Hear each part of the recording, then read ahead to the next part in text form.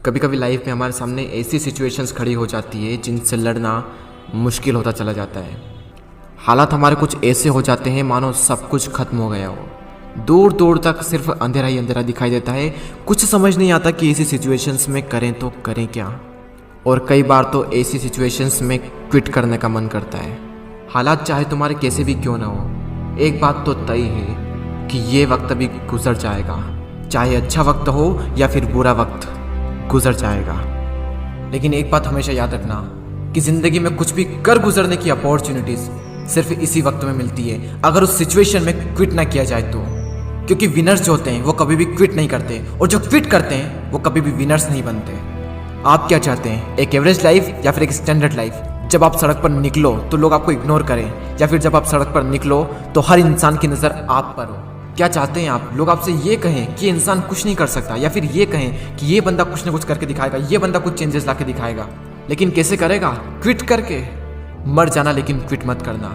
चाहे परिस्थिति कितनी भी विपरीत क्यों ना हो, कभी भी क्विट मत करना। आपका समय आज बुरा है, कल और बुरा होगा, लेकिन परसों आपकी जीत होगी। लेकिन सिर्फ शर्त इतनी सी है कि आप उस सिचुएशन में टिके रहो और क्विट ना करो। ये प्रकृति चाहती है कि हम इन परिस्थितियों से लड़ें, संघर्ष करें, ताकि हम और मजबूत बन सके।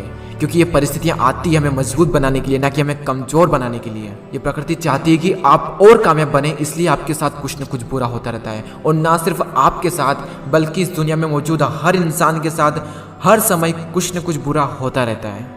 ये प्रकृति का नियम है, हम इसमें कुछ नहीं कर सकते। हमारा क्या कर्तव्य है? हमें सिर्फ इतना सा करना है कि टिके रहना है, चाहे परिस्थिति कैसी भी हो। मैं आपको एक छोटी सी कहानी बताता हूँ। एक बार एक बायोलॉजी के टीचर अपने स्टूडेंट्स को एक तितली के बारे में बता रहे थे, और उन्हें वे ये प्रैक्टिकली दिखा रहे थे कि खोल में से तितली कैसे निकलती है। और वो टीचर ये कहकर चले गए कि कोई भी स्टूडेंट्स उस तितली की मदद नहीं करेगा। वहाँ पर जितने भी स्टूडेंट थे वो ध्यान से उस खोल में से तितली को निकलते हुए देख रहे थे। तभी एक स्टूडेंट को उस पर दया आ गई और उसने उस तितली की मदद की उस खोल से बाहर निकलने में, और सफलतापूर्वक वो तितली उससे बाहर निकल गई। और उस स्टूडेंट की वजह से उस तितली को कोई संघर्ष नहीं करना पड़ा, कोई ज़्यादा मेहनत नहीं करनी पड़ी उस खोल से बाहर निकलने में। लेकिन वो तितली थोड़ी ही देर में मर गई। जब टीचर वापस लौटे तो उन्हें पूरी घटना मालूम हुई।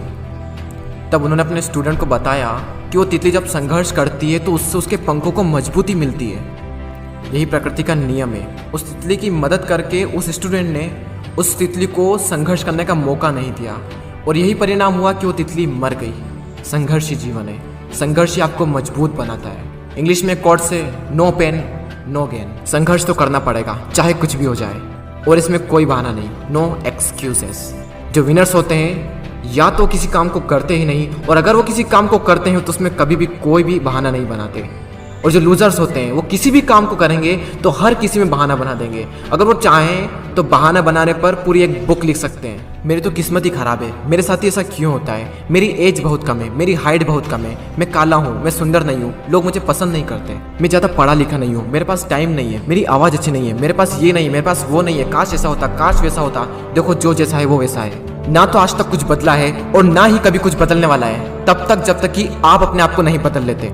जब भी अंदर से ऐसी फीलिंग्स आए, जब भी बहाना बनाने का मन करे, अपने आप से जोर से चीख के चिल्ला के अपने आप से कहें नो एक्सक्यूजेस। कोई बहाना नहीं। जहाँ पर भी आप काम करते हैं, जहाँ पर भी आप पढ़ाई करते हैं, जो भी आपका वर्क प्लेस है, वहाँ पर कागज पर लिखकर चिपका दें नो एक्सक्यूजेस। कोई बहाना नहीं। मैंने भी अपने वर्क प्लेस पर ये लिख रखा है नो एक्सक्यूजेस, और आज से आप भी कसम खा लें कि कभी भी जिंदगी में बहाना नहीं बनाएंगे।